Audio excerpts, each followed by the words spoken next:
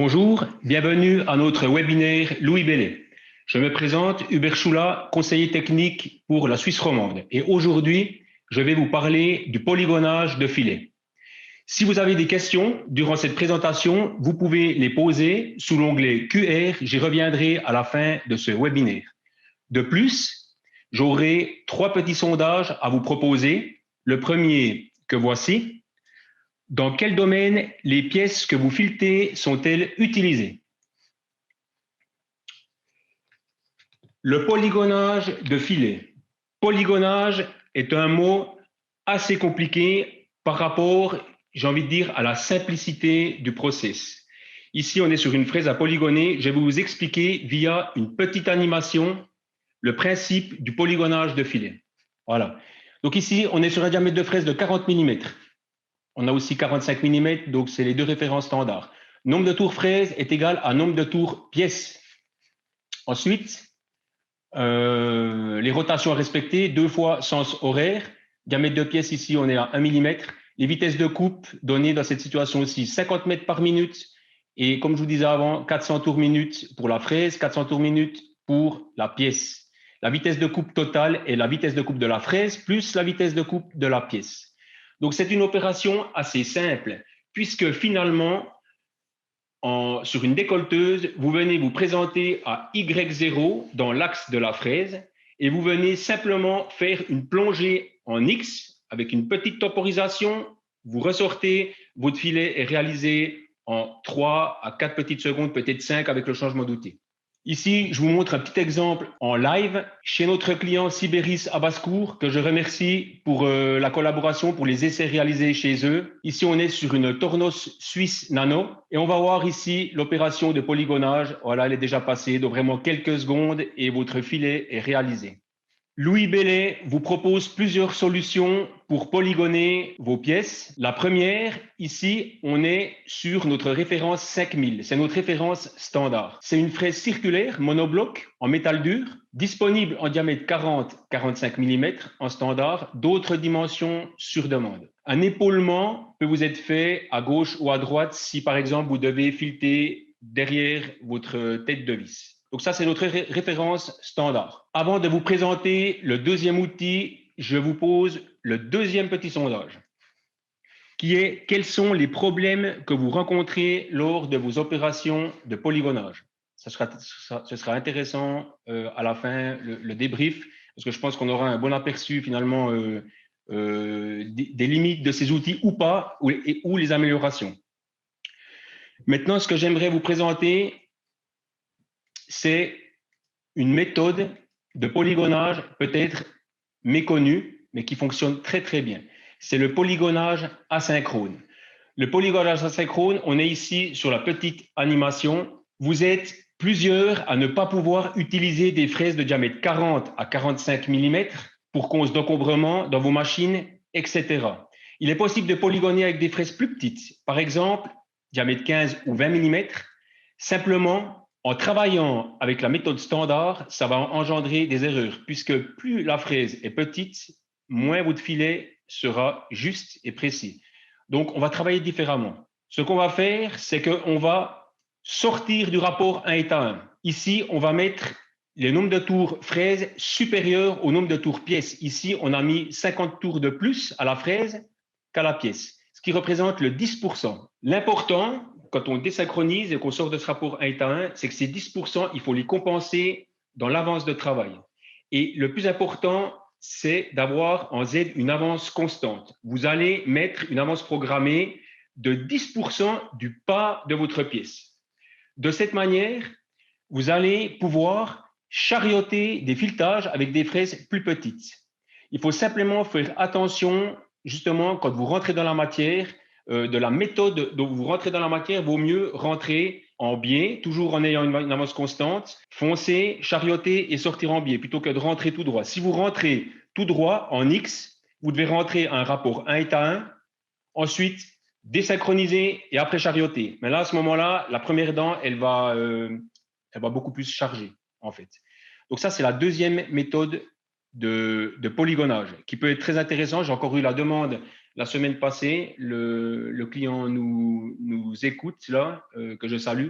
Et puis, donc, c'était une question pour savoir si on pouvait polygoner de cette manière. Ensuite, la troisième solution, et c'est notre dernière nouveauté, c'est une fraise à polygoner référence 5000 Riverso. Donc, cette fraise, du même principe que la référence 5000, elle est monobloc en métal dur, circulaire, d'un diamètre 40 à 45 mm, disponible d'un pas de 8 centièmes à 3 dixièmes, comme la référence 5000. La seule différence ici, vous le voyez, c'est que nous n'avons plus, comme sur la référence standard, une phase de coupe, le profil et la dépouille, nous avons deux phases de coupe. Pourquoi? Eh bien, cela va vous permettre de doubler la durée de vie de cet outil, puisque une fois l'usure atteinte, il vous suffira de la retourner sur son porte-outil. On voit ici le metteur en train chez Sibéris en train de réaliser cette opération. C'est tout simple. Doubler la durée de vie en simplement la retourner sur son porte-outil. De plus, la géométrie, nous avons tenu compte finalement des problématiques du polygonage de filets, puisque quand on polygone les filets, il y a souvent une petite vibration, un petit sifflement, on entend pendant que la fraise elle travaille. Ce qui peut être néfaste, ça donne des vibrations sur la pièce et surtout du fléchissement dans les petits filets. Ici, la géométrie des dents a été revue de manière à limiter les zones de touche. Donc, on est beaucoup plus propre et moins de fléchissement avec cette fraise ici. De plus, si vous devez polygoner derrière vos têtes de vis, par exemple, l'épaulement, on vous le fera bien sûr des deux côtés de la fraise. Avant de passer aux différents résultats via des photos chez notre client Sibéris sur les différents essais qu'on a faits, j'aimerais vous proposer le troisième et dernier sondage. Dans quelle matière vos composants sont-ils filetés? Donc, je vais vous parler de résultats.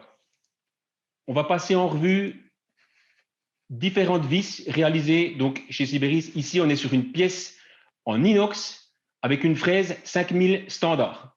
Donc, vous voyez que je sais que certaines fois, ça bloque certains clients quand on parle de polygonage parce qu'on pense qu'on arrive à une qualité inférieure au burin.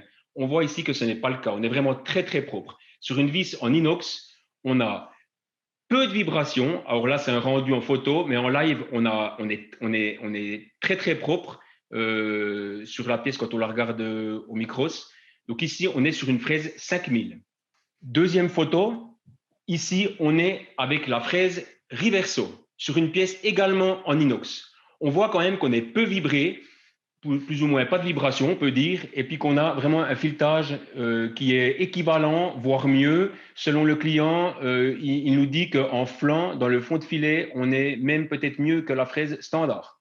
Et sur la troisième photo, la même fraise à polygoner Riverso dans le titane grade 2. On voit ici qu'on est vraiment très, très propre.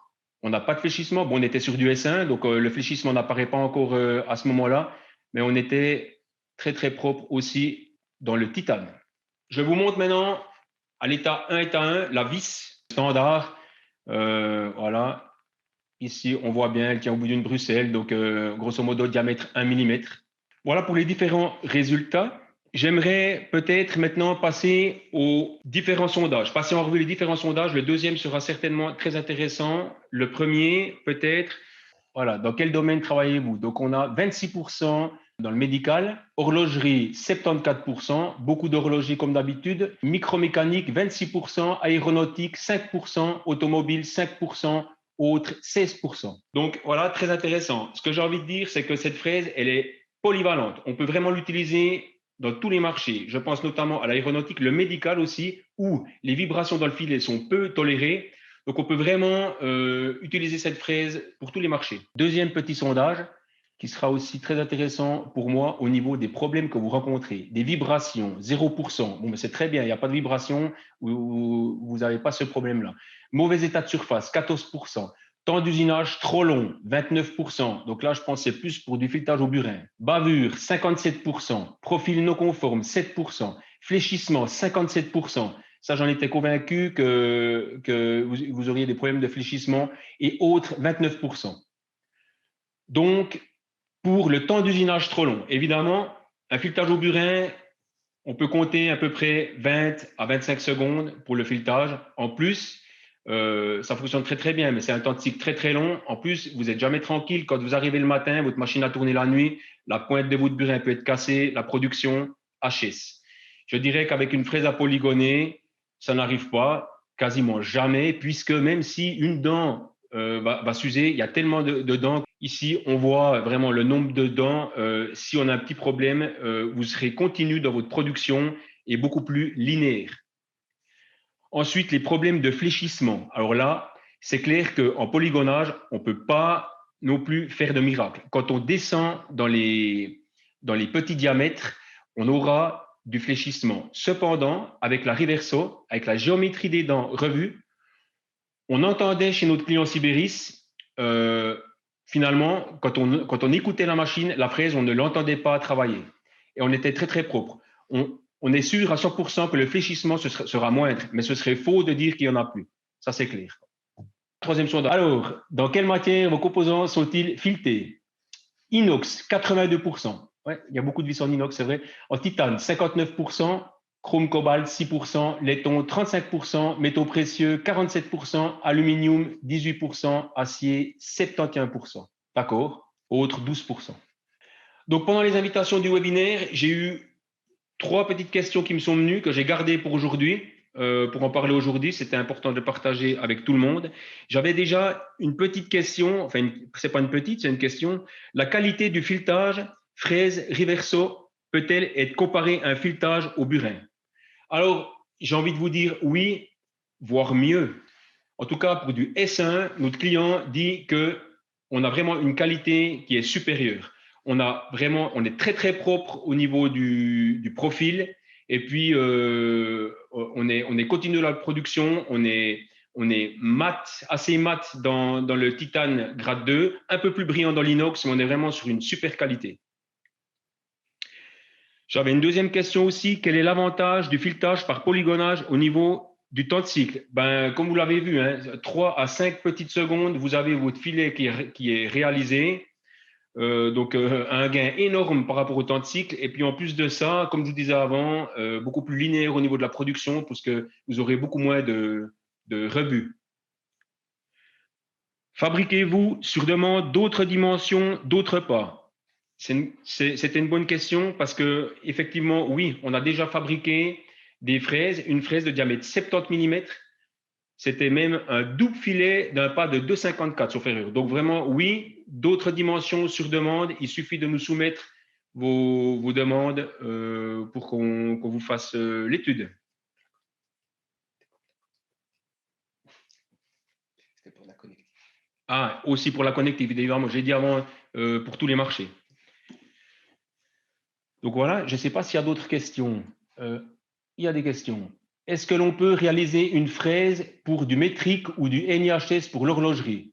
Ben oui, on peut, bien évidemment, sans problème. Sur demande, il n'y a aucun souci. Doit-on mettre de l'inclinaison? Non, on se présente donc de manière parallèle. Donc c'est vraiment du fonçage pour le polygonage standard, donc aucune inclinaison, droit. J'ai envie de vous dire que ça me fait penser à quelque chose que j'ai oublié avant. Avec une fraise à polygoner diamètre 40 ou 45 mm, je vous parlais du filetage asynchrone. Vous pouvez aussi vous déplacer avec ce type d'outil. Simplement, il faudra respecter cette désynchronisation. On sort du rapport 1:1 et de compenser la différence de rotation de la fraise qui va plus vite par une avance constante en Z. On peut aussi le faire avec notre fraise standard, tout en gardant à l'idée, attention, tout dépend des matières, la première rangée de dents va plus charger évidemment que les autres, puisque c'est celle-là qui va attaquer. Avez-vous une solution pour éviter le fléchissement sur une vis S08 filetée sur 4 mm? Alors, éviter le fléchissement, alors oui. Alors, l'éviter totalement, non. J'ai envie de vous dire non. Par contre, de le limiter et de l'améliorer, oui. Avec la fraise Reverso, on arrive à moins d'efforts dans l'usinage, puisque la géométrie des dents a été revue, il y a moins de zones de touche. Par contre, un fléchissement, il y aura toujours un petit peu, C'est le seul défaut finalement du filetage par polygonage. Pour limiter le fléchissement aussi, toujours pour rester sur cette question, je pense qu'avec le filetage asynchrone, une fois que vous êtes rentré dans la matière et quand vous chariotez votre filet, l'effort il est beaucoup moins dans le sens de l'axe X, il risque d'y avoir beaucoup moins de fléchissement de cette manière-là également. Est-ce qu'on a les mêmes résultats sur des grandes longueurs, 4 à 7 mm par exemple? Je pense que vous parlez ici de l'état de surface. Alors oui, aucun souci, vous avez le même état de surface. Ensuite, plus vous êtes long, évidemment, ça dépend comment est-ce que vous travaillez. Soit vous ferez deux fonçages en X, ou alors vous vous déplacerez comme je le disais avant. Mais on peut être vraiment linéaire. Après, ça dépend aussi si vous filetez à l'avant de votre tête, à l'avant, filetage à l'avant ou derrière votre tête de vis, avec un porte-à-faux un peu plus important en sortie du canon. Y a-t-il une solution de fonçage, tournage pour ce filetage par fraisage? Je ne sais pas s'il y a une photo annexée. Non. Y a-t-il une solution de fonçage, tournage pour ce filetage par fraisage? Donc, je pense que c'est ce que je vous disais avant. Avec une fraise, par exemple, Riverso, vous pouvez charioter, mais en tenant compte de cette désynchronisation. Là, encore une fois, pour vous épauler dans l'usinage, on est à votre disposition. Mon collègue Loïc Yerli et moi-même, s'il faut venir chez vous ou vous présenter un process ciblé pour votre pièce chez vous, aucun souci. On peut vous aider dans la programmation. Possibilité à rasant. Ah oui, bien sûr, puisque on fait un épaulement seulement pour éviter la tête de vis, mais évidemment que sur une fraise, on peut la faire vraiment où c'est qu'on rase la tête de vis, aucun souci. Hein, donc là, on vous fera zéro épaulement. Donc sur la fraise Riverso. Peut-on fileter des gros diamètres avec le filetage asynchrone? Oui, petit diamètre, gros diamètre, ça ne change absolument rien du tout. Donc c'est vraiment une solution, j'ai envie de dire méconnue, mais qui fonctionne vraiment très très bien. On peut vraiment aller dans toutes sortes de dimensions. Peut-on fileter jusque sous la tête où y a-t-il une gorge? Oui, vous pouvez vraiment arriver, comme on voyait avant, vous pouvez vraiment aller tout près de la tête de vis, sans aucun problème. Quelle est la majoration du prix sur une fraise Riverso? Alors, la fraise Riverso, j'ai encore pas de prix à vous proposer. Ce que je peux vous dire, parce que c'est vraiment tout nouveau, ce que je peux vous dire, c'est qu'on sera largement moins cher, enfin largement, on sera moins cher que deux fraises. Je préfère passer par une offre pour vous faire un prix, mais je pense qu'on peut penser qu'on sera à une fois et demie environ le prix à préciser par une offre qu'on vous fera ultérieurement. Quel est l'avantage du polygonage par rapport aux filières à rouler? Alors, j'imagine que les filières à rouler, moi j'en ai utilisé par le passé, ça fonctionne aussi très très bien. Le polygonage, je pense que on n'a pas le même aspect, pas la même qualité. Moi, je pense, sans trop m'avancer, qu'on est supérieur au niveau de la qualité des états de surface en fraisage qu'en roulage.